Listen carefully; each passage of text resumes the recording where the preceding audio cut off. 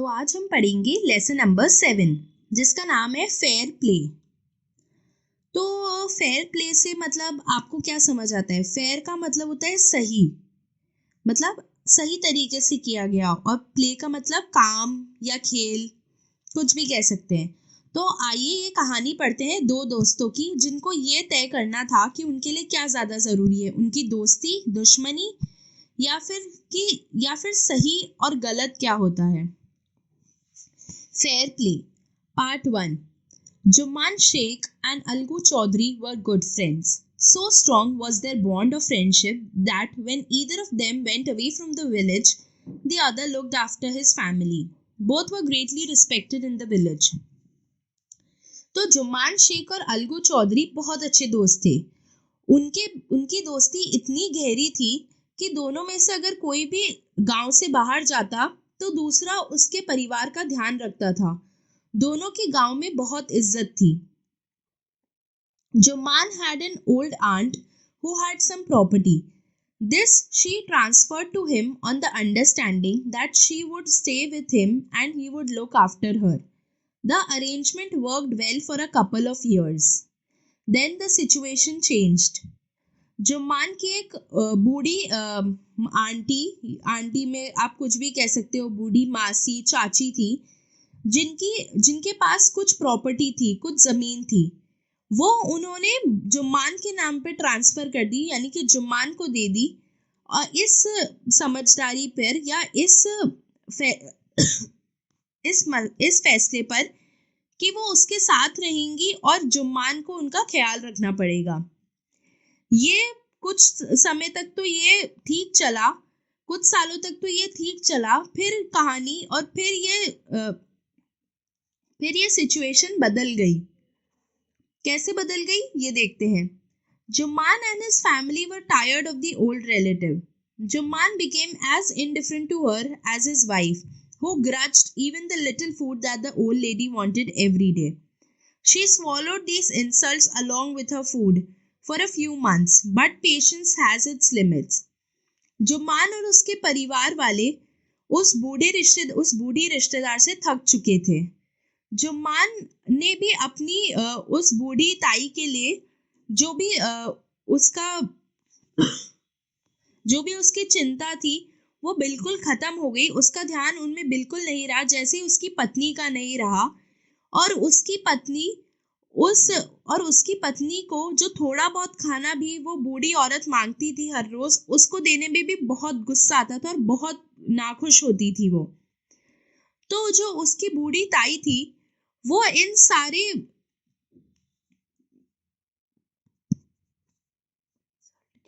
सारी बेइज्जती का घूंट जो है वो खाने के साथ पी जाती थी। कुछ महीनों तक तो उन्होंने ऐसा किया, पर सब्र का भी एक बांध होता है। One day she spoke to Juman. My son, it is now obvious that I am not wanted in your house. Kindly give me a monthly allowance so that I can set up a separate kitchen. My wife knows best how to run the house. Be patient, said Juman shamelessly. This made his aunt very angry and she decided to take her case to the village panchayat. एक दिन उस बूढ़ी ताई ने जुम्मान से कहा, मेरे बेटे, अब ये बात साफ साफ दिखती है कि मैं तुम्हारे घर में नहीं चाहिए हूँ किसी को, तो कृपा करके मुझे हर महीने कुछ पैसे दे दो ताकि मैं अपनी अलग से रसोई चला सकूं। तब जुम्मान ने बड़ी बेशर्मी से कहा, मेरी पत्नी को बहुत अच्छे तरीके से आता है कि घर कैसे चलाते हैं, सब्र रखो। इससे उसकी ताई बहुत गुस्सा हुई और उन्होंने ये निर्णय लिया कि वो अपना केस पंचायत के पास लेकर जाएंगी। For many days the old lady was seen talking to the villagers, explaining her case and seeking their support. Some sympathized with her, others laughed at her, and a few advised her to make it up with her nephew and his wife. At last she came to Algu Chaudhary and spoke to him. You know, Chachi, Juman is my best friend. How can I go against him? Algu said. But is it right, my son? to keep mum and not say what you consider just and fair? Pleaded the old lady. Come to the panchayat and speak the truth, she said. Algu didn't reply, but her words kept ringing in his ears. तो कई दिनों तक वो बूढ़ी औरत गांव में अलग गांव वालों से बात करती हुई दिखाई दी ताकि वो उन्हें अपनी पूरी कहानी बता सके और उनका विश्वास, उनका सपोर्ट, उनका साथ पा सके। कुछ लोग ने उनकी कहानी समझी, कुछ लोग उन पर हंसे और कुछ ने तो उनको ये तक सलाह दी कि वो अपने भतीजे और उसकी बहू के साथ, उसकी पत्नी के साथ झगड़ना बंद करे और उनके साथ मिलकर एक निर्णय पर पहुंच जाए। आखिर में वो अलगू चौधरी के पास आई और उससे बात किया। तब अलगू ने कहा, आप जानती हो चाची, जुम्मान मेरा सबसे प्रिय मित्र है, मैं उसके खिलाफ कैसे जा सकता हूँ। तब चाची ने उस बूढ़ी औरत ने उससे फरियाद की, पर क्या ये सही है मेरे बेटे कि चुप रहना और जो तुम्हें सही लगता है वो सही नहीं कहना? पंचायत आओ और सच बोलो, उन्होंने कहा। अलगू ने कोई जवाब नहीं दिया, पर उस बूढ़ी ताई के शब्द उसके कानों में गूंजते रहे। Part 2. The panchayat was held the same evening under an old banyan tree. Jumman stood up and said, "The voice of the punch is the voice of God. Let my aunt nominate the head punch. I will abide by her decision." Panchayat उसी शाम को एक बूढ़े बरगद के पेड़ के नीचे लगी। जुम्मान खड़ा हुआ और उसने कहा, पंच की आवाज भगवान की आवाज है। मैं मेरी ताई को ये आजादी देता हूँ कि वो सरपंच को नॉमिनेट करे, यानी कि सरपंच का नाम दे, और जो भी उसका निर्णय होगा मैं उसे पूरी तरह मानूंगा। The punch knows neither friend nor enemy. What do you say to Algu Chaudhary? The old lady announced. Fine, replied Jumman, hiding his joy over this unexpected piece of luck. Chachi, you are aware of my friendship with Jumman, said Algu.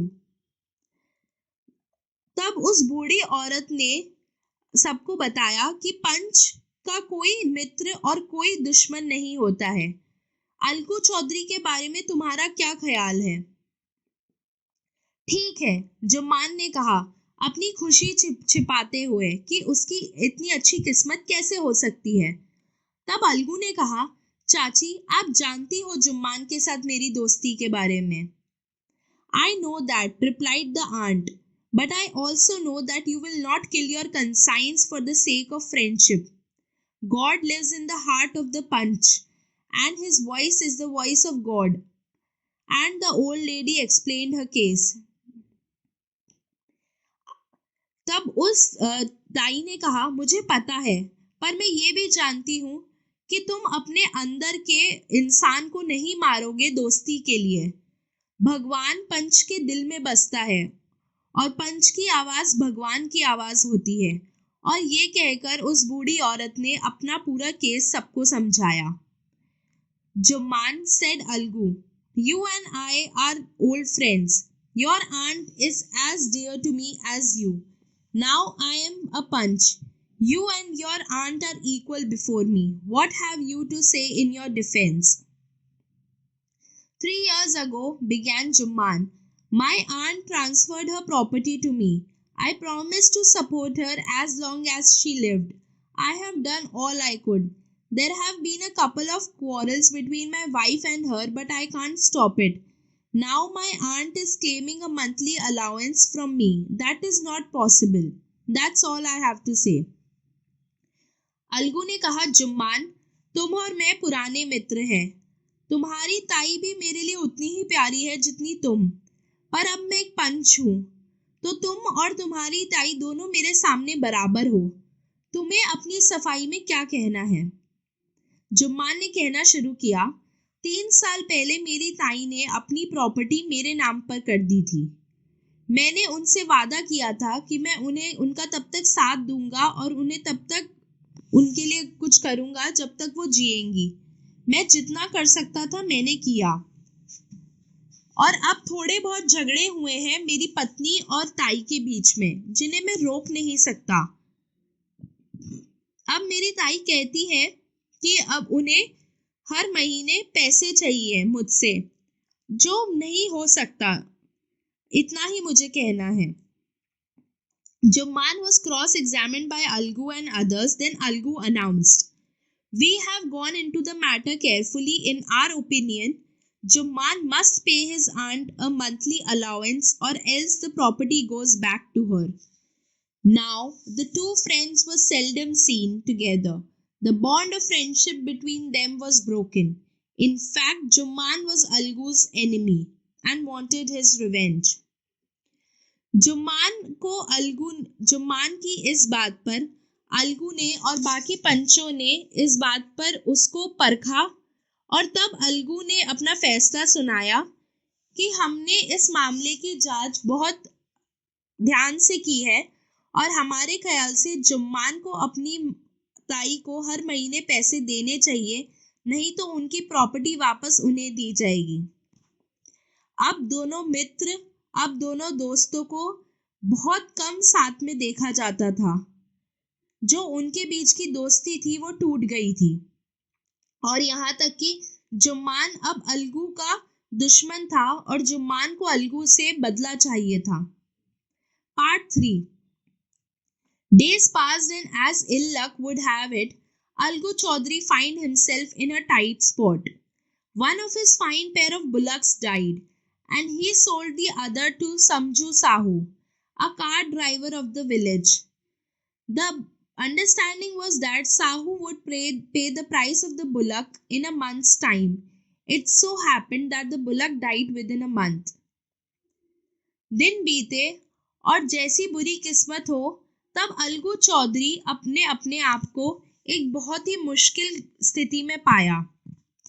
उसका एक बहुत ही अच्छा बैल का जोड़ा मर गया और उसने दूसरा समझू साहू जो एक बैलगाड़ी चलाने वाला था उसको दे दिया, उसको बेच दिया।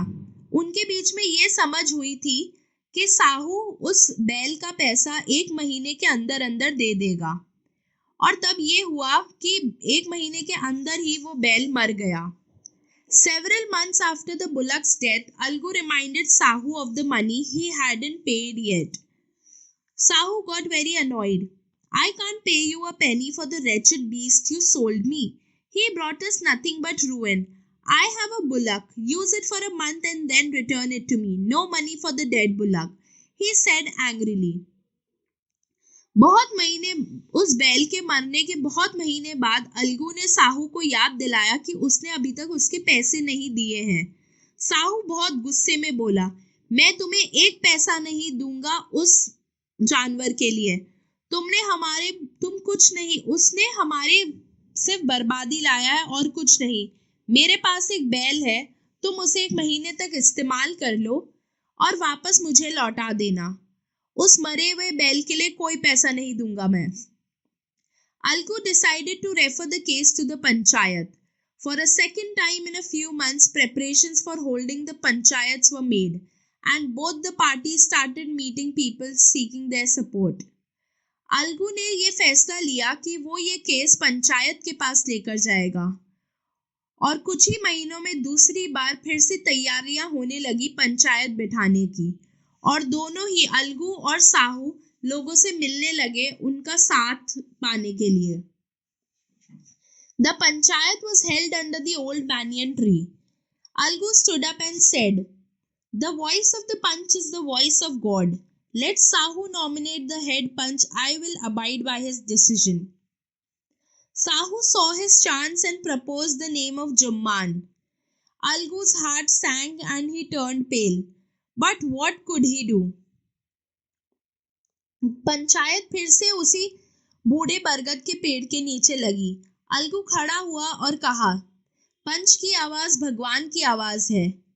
साहू को मैं ये साहू को मैं ये आज़ादी देता हूँ कि वो सरपंच को नॉमिनेट करे, सरपंच का नाम ले और मैं उसके निर्णय को मानूंगा। साहू ने इसे बहुत अच्छा मौका समझा और जुम्मान का नाम लिया।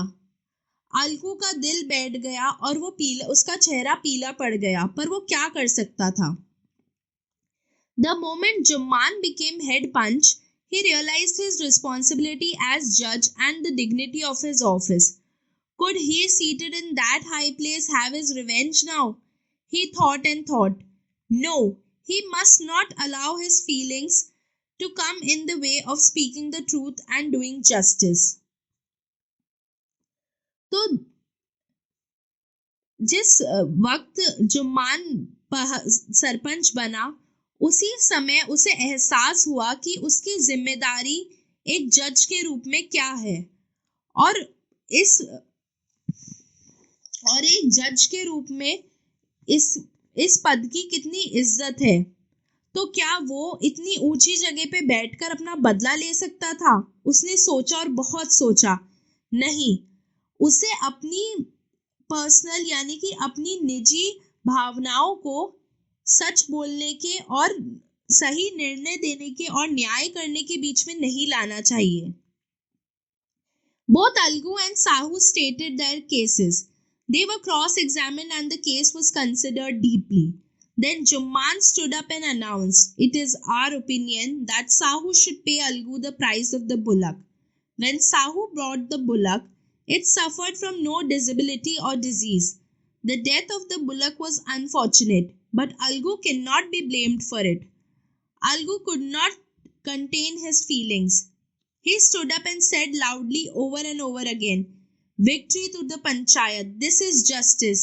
God lives in the voice of the Panch." Algu और साहू दोनों ने ही अपने अपने केस सबके सामने रखा। उन दोनों के पूरे मामले की जांच करने के बाद जुम्मान खड़ा हुआ और उसने अपना फैसला सुनाया।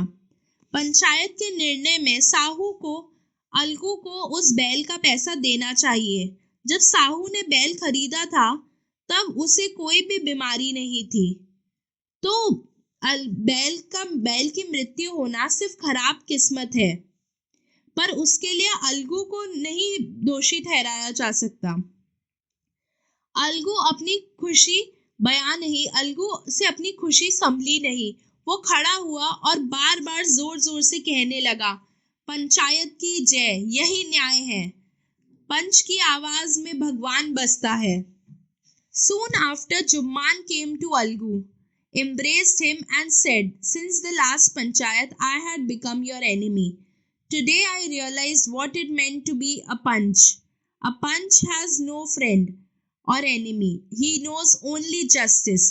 Let no one deviate from the path of justice and truth for friendship or enmity." कुछ ही देर बाद जुम्मान अलगू के पास आया, उसे गले लगाया और कहा, "आखिरी पंचायत के बाद मैं तुम्हारा दुश्मन बन गया था। आज मुझे एहसास हुआ कि एक पंच होना क्या होता है। एक पंच का कोई दोस्त या दुश्मन नहीं होता, वो सिर्फ न्याय जानता है। मैं यही आशा करूंगा कि कोई भी न्याय के रास्ते से ना हटे और न्याय और सच के रास्ते से ना हटे दोस्ती और दुश्मनी के लिए." Algu embraced his friend and wept, and his tears washed away all the dirt of misunderstanding between them. Algu ने अपने दोस्त को गले लगाया और रोया, और उसके आंसू ने उनके बीच की जो भी गलतफहमी थी उसकी गंदगी को हटा दिया। तो देखा आपने कितनी अच्छी कहानी थी। अब करते हैं क्वेश्चन। तो पहला है match the sentences under 1 with those under 2। तो हमको पहला 1 में जो सेंटेंस लिखे हुए उनको दूसरे से मैच करना है। तो पहला है Jumman and Algu were the best of friends, मतलब जुम्मान और अलगू बहुत गहरे दोस्त थे। तो इसका मतलब क्या है? इसका जवाब होगा अगले पार्ट 2 में जो 5वां है वो। The bond of friendship between him and Jumman was very strong. मतलब कि जो अलगू और जुम्मान के बीच में जो दोस्ती थी वो बहुत गहरी थी। अब सेकंड है, Jumman's aunt transferred her property to him. Jumman की ताई ने अपनी प्रॉपर्टी उसके नाम पे कर दी। तो इसका जवाब होगा 4. The condition was that he would be responsible for her welfare. अब है तीसरा, The aunt decided to appeal to the panchayat. मतलब ने ताई ने ये फैसला लिया कि वो पंचायत के पास अपनी गुहार लेकर जाएगी। तो इसका क्या होगा? दूसरा, शी वॉन्टेड जस्टिस, उसे न्याय चाहिए था। Algu was unwilling to support the aunt. Algu उस ताई का साथ नहीं देना चाह रहा था। इसका क्या होगा? In the absence of one the other took care of the family, कि वो इतने गहरे दोस्त थे कि एक की गैर मौजूदगी में दूसरा उसके परिवार का ख्याल रखता था। और आखिरी है, Jumman was very happy to hear Algu's name as head panch. Jumman बहुत खुश था अलगू का नाम सुन के सरपंच के लिए। तो इसका जवाब क्या होगा? ही believe that his friend would never go against him. मतलब उसे विश्वास था कि उसका दोस्त कभी उसके खिलाफ नहीं जाएगा। अब अगला है part B, who says this to whom and why. मतलब ये जो नीचे लिखे हुए सेंटेंसेस हैं, ये किसने किसको कहे और क्यों कहे। तो पहला है, my wife knows best how to run the house. मेरी बीवी बहुत अच्छे से जानती है घर कैसे चलाते हैं। तो ये किसने कहा? ये जुम्मान ने कहा अपनी ताई को। और क्यों कहा? जब ताई ने उससे बोला कि मुझे अलग रसोई चलाने के लिए हर महीने पैसे दे दो, तब उसने कहा। But is it right my son to keep mum and not say what you consider just and fair. पर क्या ये सही है मेरे बेटे चुप रहना और नहीं कहना जो तुम्हें लगता है सही है? ये कहा, ये उस बूढ़ी ताई ने अलगू चौधरी को कहा। और ये इसलिए कहा जब अलगू ने कहा कि आप जानती हो कि मैं और जुम्मान कितने गहरे दोस्त हैं और मैं उसके खिलाफ नहीं जा सकता।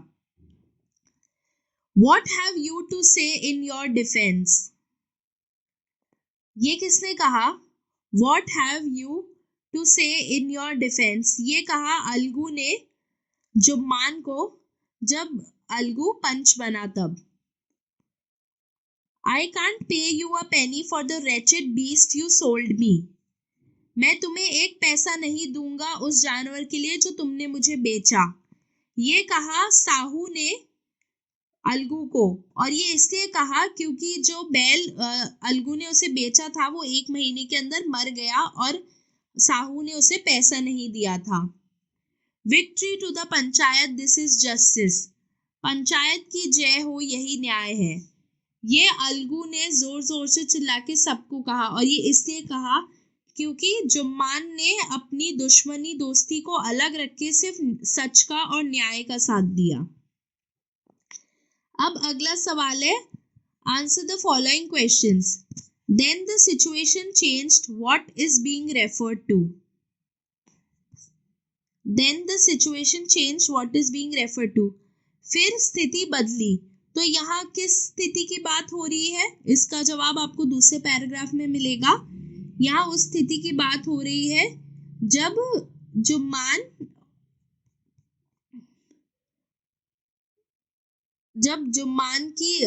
जब अलगू ने जुम्मान को कहा कि वो उसे जब अलगू पंच बना और उसने जुम्मान को कहा कि उसको उसकी ताई को पैसे देने पड़ेंगे। और जब वो दोनों दुश्मन बन गए तब उसके बाद स्थिति बदली। और कैसे बदली आपको भी पता है, अलगू कितनी कठिन परिस्थिति में था। When Jumman's aunt realized that she was not welcome in his house, what arrangement did she suggest? जब जुम्मान की ताई को ये एहसास हुआ कि उसकी इस घर में किसी को जरूरत नहीं है, तब उन्होंने क्या सुझाव दिया?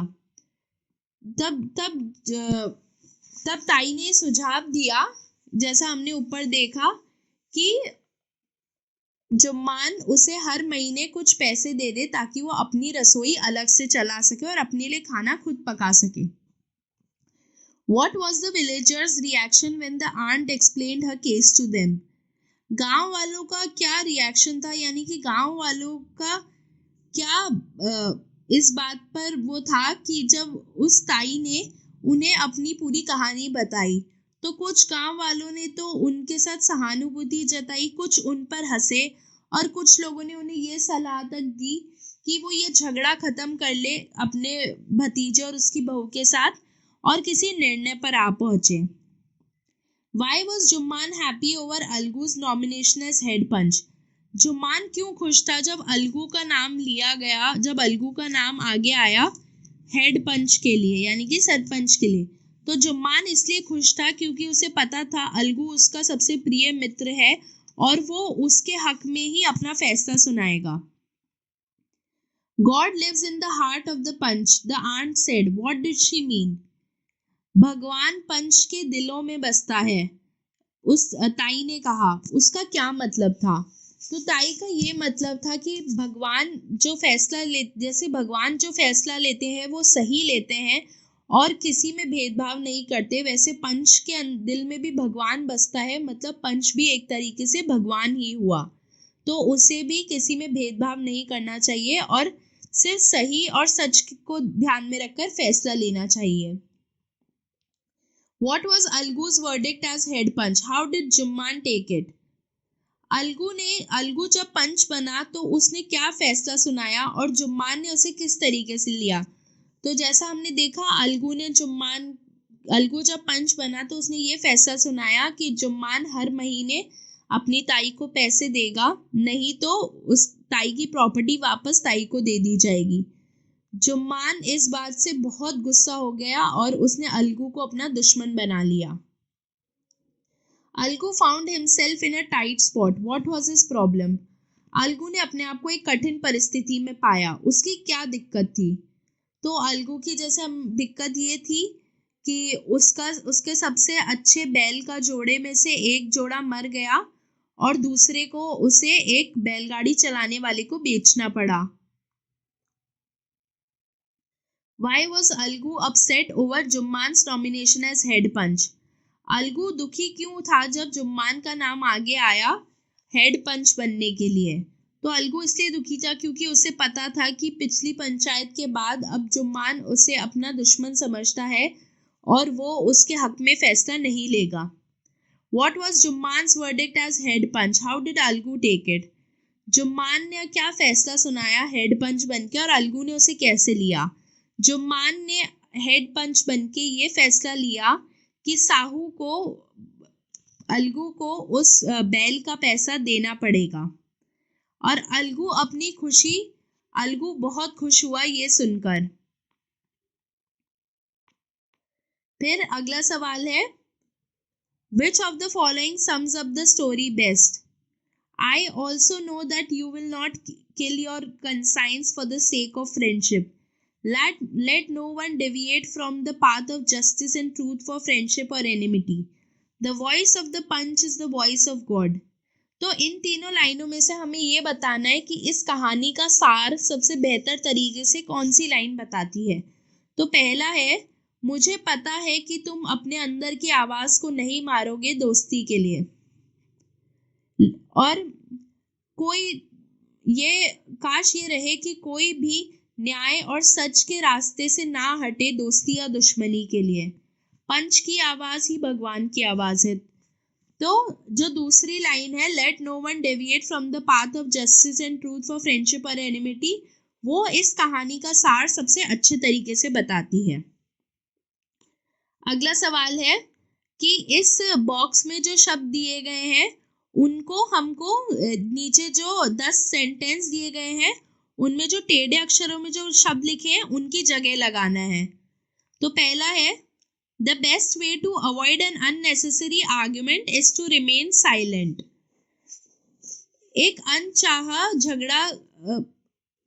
अनचाहे झगड़े को अवॉइड करने के लिए या नजरअंदाज करने के लिए सबसे अच्छा तरीका है चुप रहना। तो रिमेन साइलेंट की जगह आएगा कीप मम। जैसे ऊपर आप बॉक्स में देखोगे, ऊपर जहाँ ये लेसन शुरू हुआ है तो वहाँ कीप मम का मतलब होता है चुप रहना।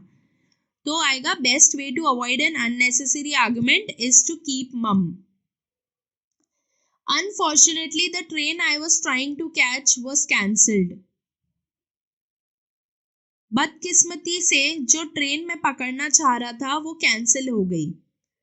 तो इसमें इसकी जगह क्या आएगा? As ill luck would have it, as ill luck would have it, the train I was trying to catch was cancelled. तीसरा है he has been told not to take risk while driving a car through a crowded street. मतलब उसे कहा गया है कि वो risk ना ले जब वो एक बहुत भरी हुई बाजार से अपनी गाड़ी ले जा रहा हो। तो टेक रिस्क की जगह क्या आएगा? Take chances.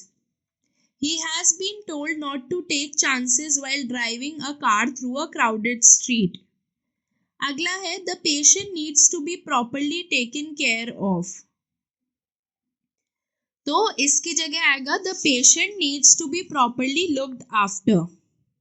मतलब पेशेंट का पूरा अच्छे से ध्यान रखा जाना चाहिए। Why don't the two of you end your quarrel by shaking hands? तो यहाँ मतलब कि तुम दोनों अपना झगड़ा हाथ मिलाकर क्यों नहीं खत्म कर लेते।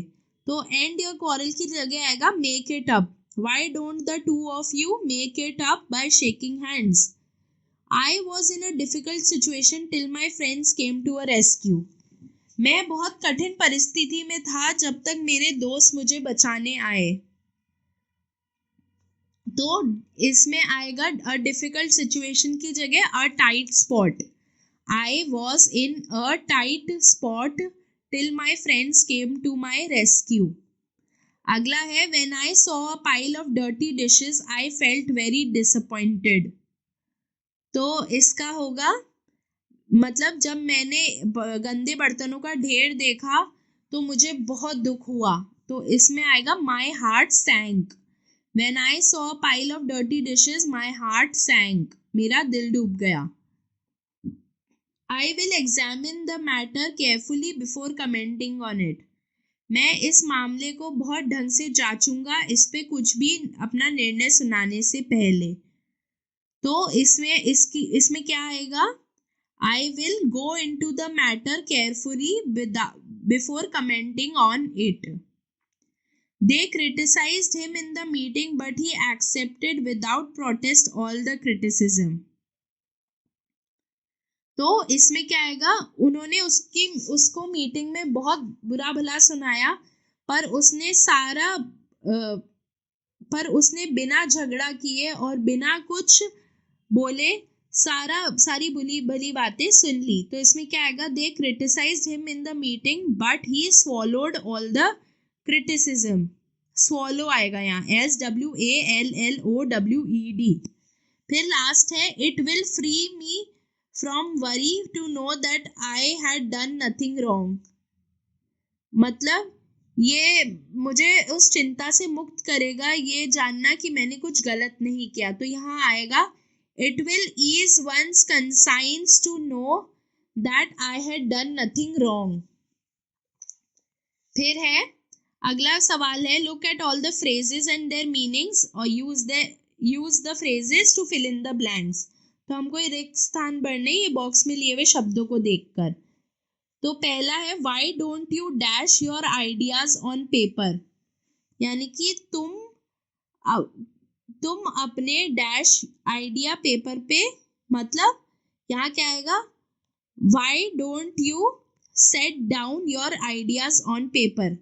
जैसे हम देखेंगे नीचे से तीसरा है, ऊपर से तीसरा है सेट डाउन। सेट डाउन का मतलब होता है लिखना या रिकॉर्ड करना।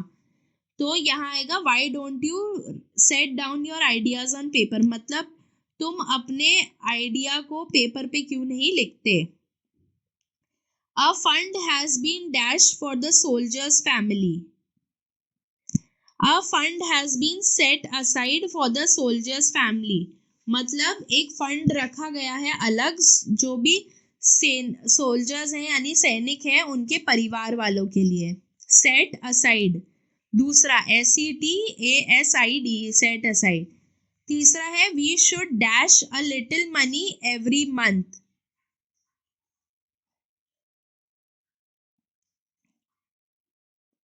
We should set aside, we should set up a little money, we should set aside a little money every month। यहाँ आएगा set aside और ऊपर वाले में आएगा a fund has been set up, यानी कि एक फंड शुरू किया गया है सैनिक के परिवार वालों के लिए। और हमें, और अगला है हमें हर महीने कुछ पैसे बचाने चाहिए, तो यहाँ आएगा we should set aside a little money every month. फिर है you should buy some woollens before winter set in, यानी कि इससे पहले सर्दियां शुरू हो तुम्हें कुछ गर्म कपड़े खरीद लेने चाहिए। फिर आखिरी है they dash on the last stage of the victory, they set out on the last stage of their journey, मतलब वो अपने सफर के आखिरी पड़ाव पे निकल पड़े। फिर है, अब आप ये पिक्चर देखो, इसमें आपको क्या दिख रहा है कि एक दूसरे से कुछ सवाल कर रहा है और दूसरा उसका जवाब दे रहा है। तो पहला क्या है, पहला सवाल क्या है, do you like to meet people, क्या तुम्हें लोगों से मिलना अच्छा लगता है। अब या इसके दो जवाब हो सकते हैं, या तो हाँ या ना। तो इसने क्या जवाब दिया, yes I do but not always, मतलब हाँ मुझे अच्छा लगता है पर हमेशा नहीं। और उसके साथ में एडिशनल रिस्पॉन्स यानी और क्या जोड़ा, I do have some close friends though, मतलब हालांकि मेरे कुछ बहुत ही करीबी दोस्त हैं। फिर अगला सवाल है do you like the area you live in, क्या तुम्हें वो एरिया पसंद है जिसमें तुम रहते हो। फिर इसका जवाब क्या हो सकता है, नहीं, नहीं मुझे नहीं पसंद है, no I don't.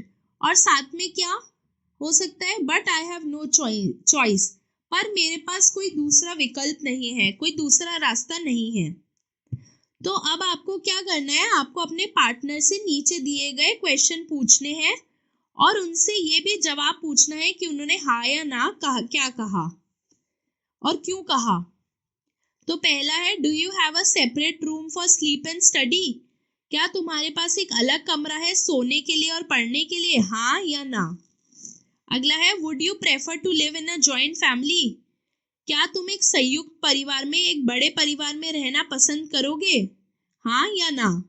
Do you get on with people, क्या तुम लोगों के साथ घुल मिल जाते हो, हाँ या ना। Do you like the area you live in, क्या तुम्हें वो एरिया पसंद है, जगह पसंद है जहां तुम रहते हो, हाँ या ना। Do you find the place over crowded, क्या तुम्हें वो जगह बहुत ही भीड़ वाली लगती है, हाँ या ना।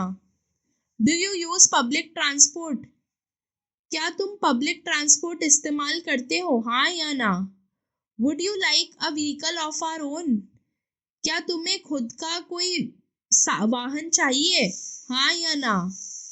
डू यू लाइक रीडिंग, क्या तुम्हें पढ़ना पसंद है, हाँ या ना। Would you like to be a teacher, doctor, engineer और आर्किटेक्ट, तुम क्या बनना पसंद करोगे, टीचर, डॉक्टर, इंजीनियर, आर्किटेक्ट, क्या तुम ये बनना पसंद करोगे, इनमें से कुछ, हाँ या ना। अब अगला है डिक्टेशन। तो आपके जो टीचर हैं वो ये वर्ड्स बोलेंगे जो नीचे लिखे हुए हैं और आपको क्या करना है, आपको इनके सामने इनका विलोम शब्द लिखना है। तो है, जैसे एग्जाम्पल है, लिक्विड का होता है सॉलिड, हार्ड का होता है सॉफ्ट, तो ओल्ड का होगा न्यू यानी पुराने का नया। वेट, वेट मतलब गीला, गीला का उल्टा क्या होगा, सूखा, तो वेट का होगा ड्राई। फिर है ओपन, ओपन मतलब खुला, खुले का क्या होगा, क्लोज, क्लोज मतलब बंद। फिर है ब्लंट, ब्लंट मतलब जो तीखा नुकीला ना हो, तो इसका क्या होगा, नुकीला, शार्प। फिर है आखिरी में फॉरगेट, फॉरगेट मतलब भूल जाना और इसका क्या होगा, याद रखना, तो क्या होगा, रिमेम्बर। तो ये हो गया आपका लेसन खत्म।